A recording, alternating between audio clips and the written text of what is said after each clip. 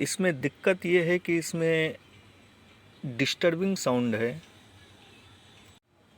On होकर of होने की दिक्कत जो है सिर्फ प्रोटेक्शन में जाने की वजह से ही नहीं होती है, फ्रंट पैनल में लीकेज की वजह से भी होती है। ये आज एक ज्ञान प्राप्त हुआ है हमें। ये इसका सेटअप है।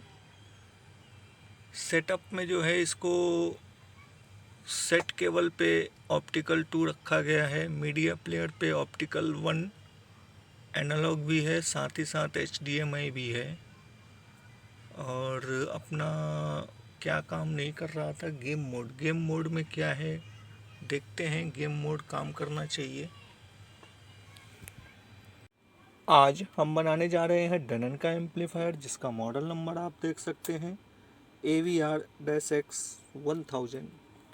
ये पीस नो साउंड फॉल्ट के लिए आया है और ये पीस बहुत समय पहले मैंने रिपेयर करके दिया था। उस वक्त ये पीस प्रोटेक्शन में जा रहा था, बंद होता था चालू होता था, ऐसा फॉल्ट था। और ये वापस आया है नो साउंड फॉल्ट के लिए। चलिए हम देखते हैं नो साउंड फॉल्ट के लिए हमें किन किन बातों का ध्यान रखना चाहिए।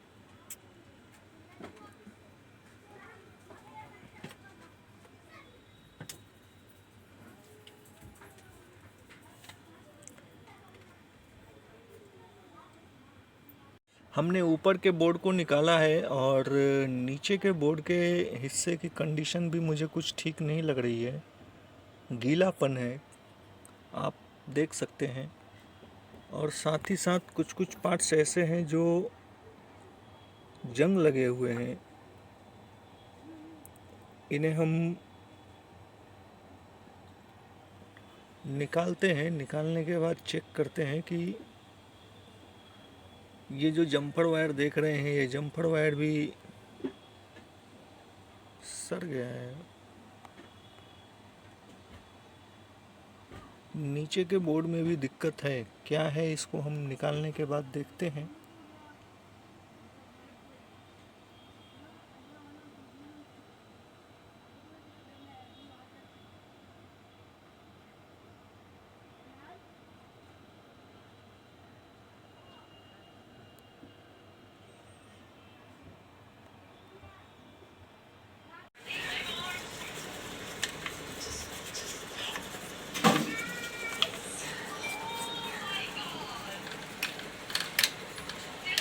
जैसा कि आप देख सकते हैं, हमने इस आउटपुट सेक्शन के बोर्ड को पूरी तरीके से क्लीन किया है।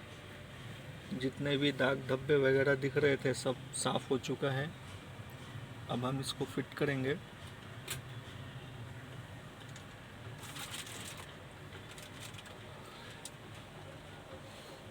जैसा कि आप देख सकते हैं, हमने रेगुलेटर यूनिट बोर्ड निकाला है और साथ ही साथ SMPS पावर सप्लाई को भी हमने निकाला है। निकालने का मकसद सिर्फ इतना ही है कि इसमें हम कुछ ड्राइनेस वगैरह कुछ है क्या हम देख पाए, और इसे हम देखेंगे, चेक करेंगे। जहाँ भी सोल्डर की ज़रूरत होगी वहाँ रीसोल्डर करेंगे हम। तो चलिए इसको हम कंप्लीट करते हैं। जैसा कि आप देख सकते हैं, हमने इसके PCB को पूरी तरीके से फिट कर दिया है। DSP कॉम HDMI IC को भी, आउटपुट यूनिट को भी, और ऑन किया है हमने।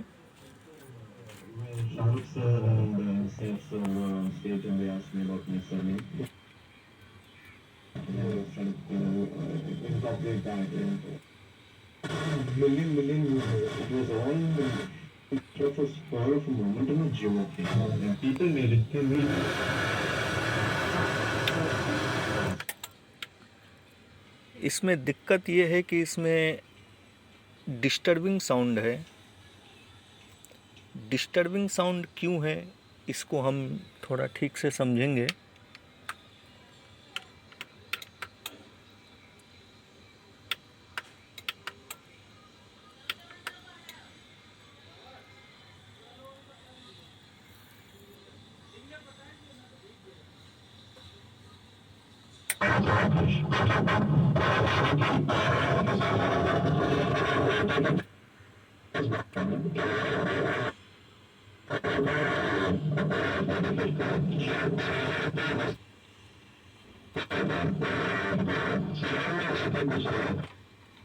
ऑल चैनल वर्किंग है, लेकिन डिस्टर्बिंग साउंड है। क्यों है इसका हम थोड़ा पता करेंगे, चलिए देखते हैं। हमने अक्सर इस आईसी की चर्चा की है, PCM9211 analogue to digital converter. चर्चा हमने इस बात की है कि आखिरी के 2 पिन और पिन नंबर 17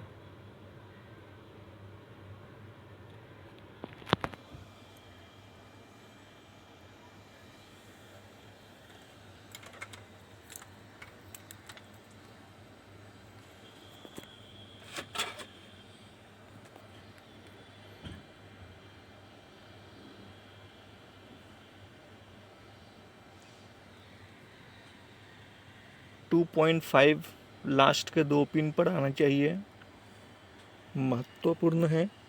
साथ ही साथ पिन नंबर 17 पे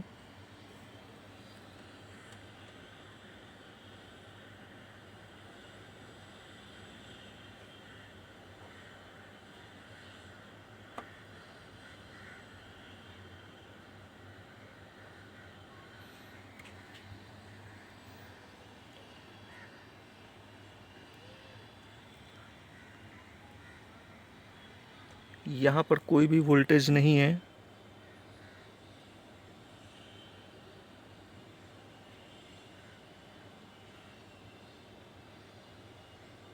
चलिए हम इस आईसी को रिप्लेस करेंगे।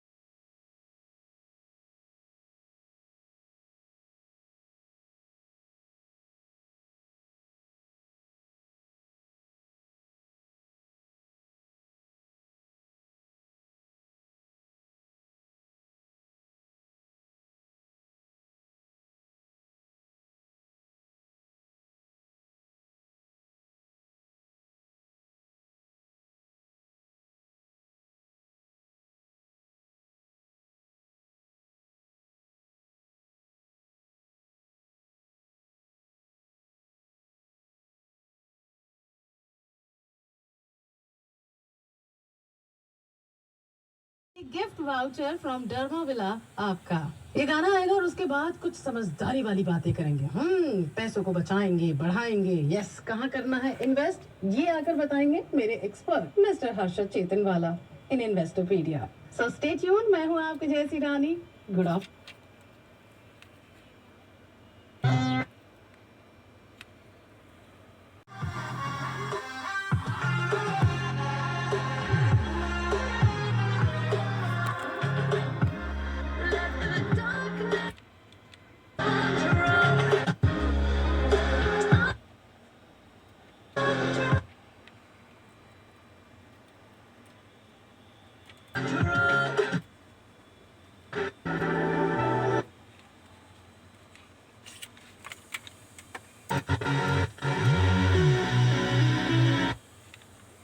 ऑल चैनल वर्किंग गुड हो गया है। अब हम चर्चा करेंगे उस सप्लाई की जिसकी मैं पहले बात कर रहा था।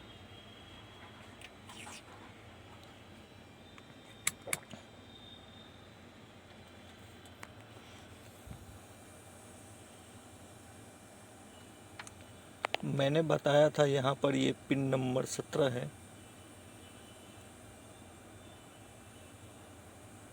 यहाँ से ये ट्रैक यहाँ जाती है।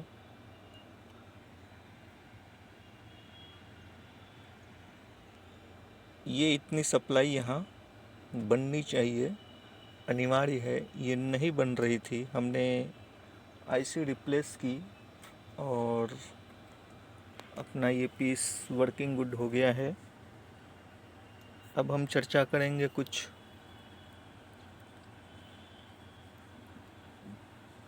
महत्वपूर्ण सप्लाई की, वैसे तो यहाँ पर सभी कुछ लिखा हुआ है कहाँ पर कितनी सप्लाई आनी चाहिए।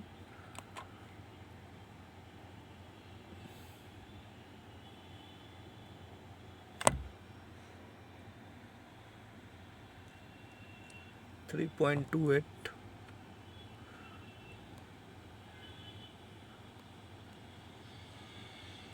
डिजिटल 1.1,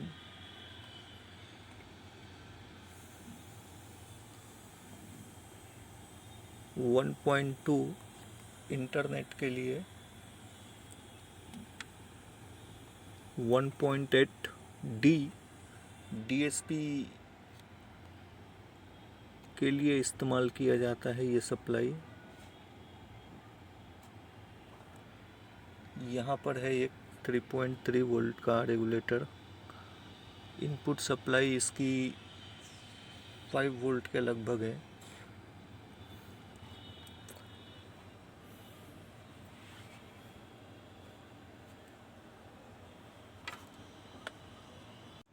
कभी कभी ऐसा भी होता है कि अपना ये PCM9211 है, ये आईसी वर्किंग गुड तो है लेकिन फिर भी नो साउंड है, तो उसके लिए हमें क्या करना चाहिए। सर्विस मैनुअल की सहायता से हम आपको नो साउंड फॉल्ट के लिए और किन किन बातों का ध्यान रखना चाहिए, किन किन लाइन को या पिंस को ट्रैक करना चाहिए, इसकी मैं आपको थोड़ी जानकारी दे दूं। यहाँ पर डिजिटल आउट है, पिन नंबर 17 1.2 वोल्ट बनकर जाती है। DIR डाटा DIR 1,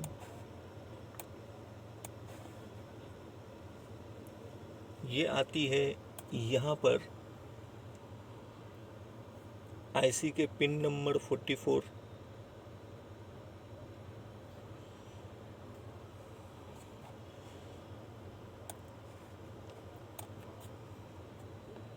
यहाँ से पिन नंबर 34 से निकलकर यहाँ पर लिखा है, आप देख सकते हैं, front left right subwoofer, surround centre, surround back left right. यहाँ से ये आईसी कहाँ जाती है,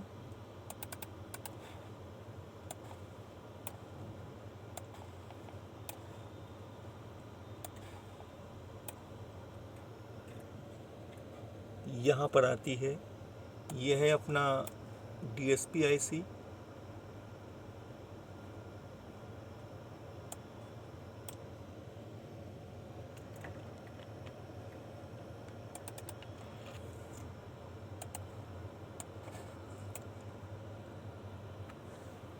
ये आती है पिन नंबर 100 और यहाँ से फिर निकल कर जाती है पिन नंबर 86।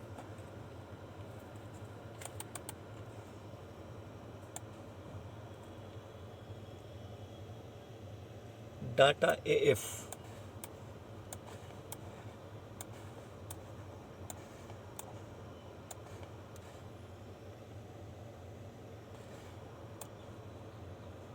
यहाँ पर आती है इस आईसी को, और इसके बाद यहाँ से ओपेम आईसी का इस्तेमाल किया गया है आवाज़ को बूस्ट करने के लिए, साउंड फ्रीक्वेंसी बढ़ाने के लिए, और यहाँ से फिर आउटपुट सेक्शन को जाती है।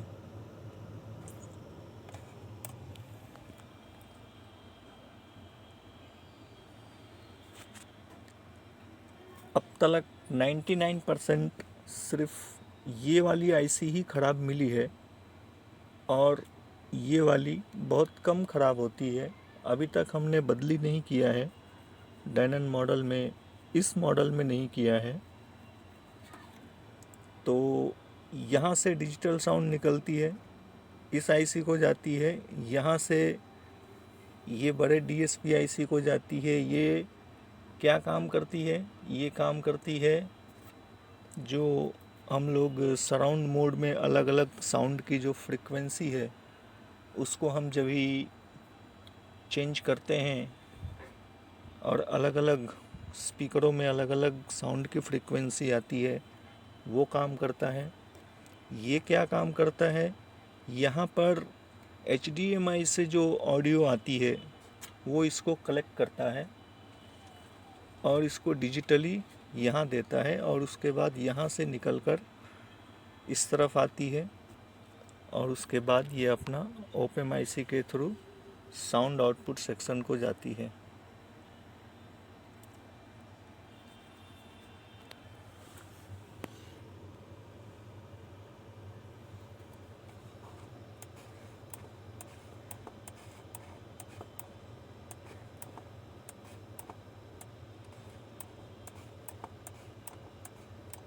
यहाँ पर जैसे कि आप देख सकते हैं HDMI LRC के ये HDMI की ऑडियो फ्रीक्वेंसी है। अगर कभी HDMI में नो साउंड का इशू हो तो यहाँ पर ध्यान देना चाहिए।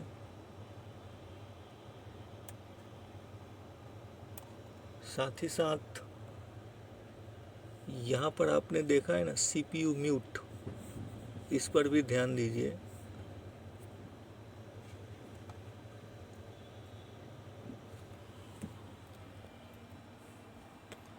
चलिए, रेडी फॉर डिलीवरी है, फिट करते हैं इसको।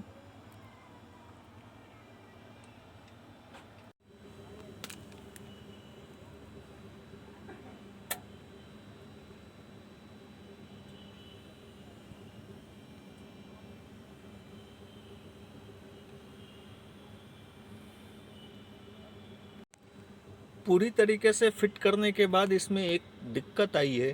क्या है वो दिक्कत, मैं आपको बताना चाहूँगा, क्योंकि ये हमने पूरी तरीके से फिट किया था, ऑल वर्किंग था।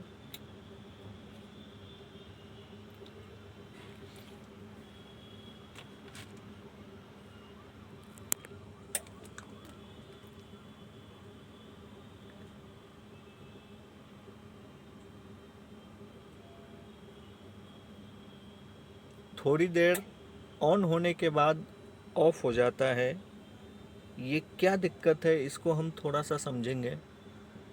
जैसा कि आप देख सकते हैं, हमने फ्रंट यूनिट को खोल रखा है पूरी तरीके से और इसकी कंडीशन आप देख सकते हैं, काफ़ी ख़राब है। ख़राब से मेरा मतलब है कि इसके ट्रैक्स आप देख सकते हैं। साथ ही साथ इसमें पहले किसी ने स्विचेस रिप्लेस की है। फ्रंट के पैनल के स्विचेस तो काम कर ही नहीं रहे थे, कुछ कुछ कर रहे थे, कुछ कुछ नहीं कर रहे थे। और सबसे अच्छी बात यह है कि हमने फ्रंट यूनिट को ही खोला है।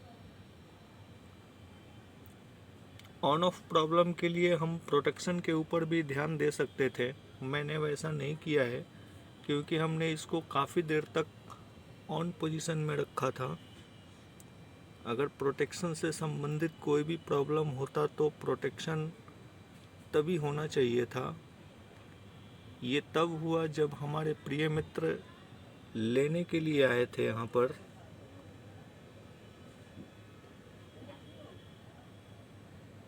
चलिए देखते हैं क्या दिक्कत क्या है इसमें। आखिर दिक्कत तो खैर दिख ही रही है कि इसमें क्या दिक्कत है। वॉश करेंगे, इसको क्लीन करेंगे अभी।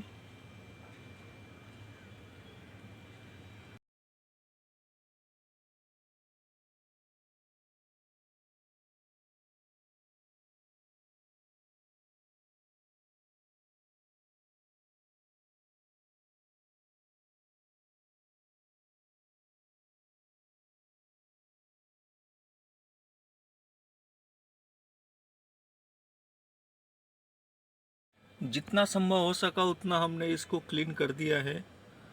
अभी इसकी कंडीशन थोड़ी पहले से काफ़ी बेहतर है। अब जो है हम इसमें ये जो ट्रैक्स है इसकी हम जांच करेंगे। कोई कोई की काम नहीं करता है प्रॉपरली स्विच, हालांकि नया चेंज किया गया है, फिर भी देखते हैं। मेरे मित्र की शिकायत है मोड कंट्रोल जो है सही काम नहीं करता है। इसको हमने खोल रखा है और इसकी कंडीशन आप देख सकते हैं, बिल्कुल भी ठीक नहीं है। इसको हम क्लीन करेंगे, साफ करेंगे। ये है अपना वॉल्यूम कंट्रोल यूनिट, इसे भी हमने खोल रखा है। इसकी भी कंडीशन काफ़ी अच्छी नहीं है, इसे भी हम साफ करेंगे।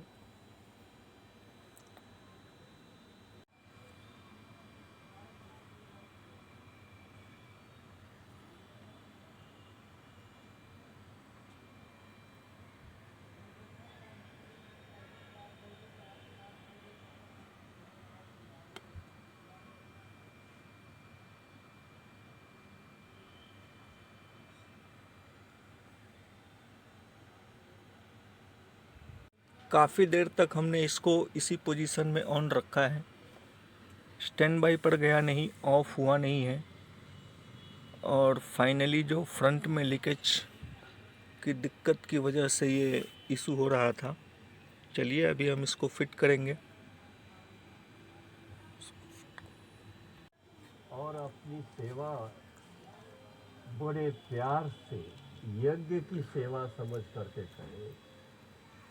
और कोई भी सेवा उनके लिए छोटी या बड़ी नहीं थी। इतने तक जो हमारी इतनी बड़ी बड़ी बहनें इस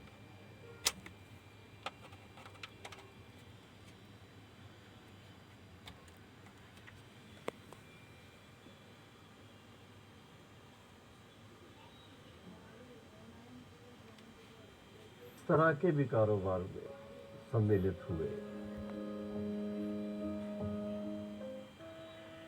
कई बच्चों को खिलौनों से खेलना बहुत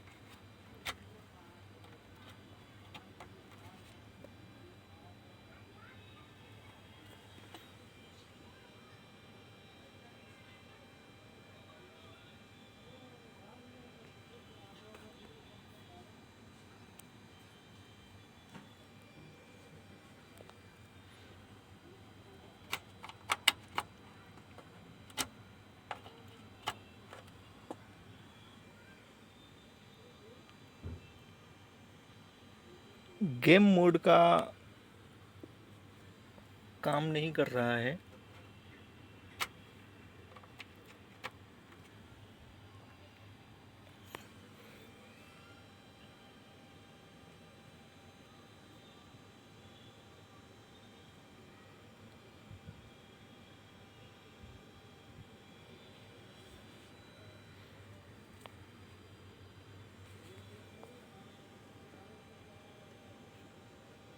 सेट केवल एनालॉग रखा है ऐसा लग रहा है मुझे। सेट केबल पे भी चलना चाहिए था। देखते हैं इसको, सेटिंग में कुछ दिक्कत है क्या। ये इसका सेटअप है। सेटअप में जो है इसको सेट केबल पे ऑप्टिकल 2 रखा गया है, मीडिया प्लेयर पे ऑप्टिकल 1 एनालॉग भी है, साथ ही साथ HDMI भी है। और अपना क्या काम नहीं कर रहा था, गेम मोड में क्या है देखते हैं। गेम मोड काम करना चाहिए। कैसे बताऊं, मुझे बहुत मुश्किल में डाल दिया आपने, क्योंकि ये जो स्थान है वहाँ हम कुछ करते ही नहीं है। ये हमारा ध्यान सभा, ध्यान गृह है। We don't do anything. This is not the place of doing, but this is the place of being. Connector में दिक्कत था, उसको हमने क्लीन किया है, साफ किया है, बाकी ऑल वर्किंग है। ऑन होकर ऑफ होने की दिक्कत जो है सिर्फ प्रोटेक्शन में जाने की वजह से ही नहीं होती है, फ्रंट पैनल में लीकेज की वजह से भी होती है। ये आज एक ज्ञान प्राप्त हुआ है हमें।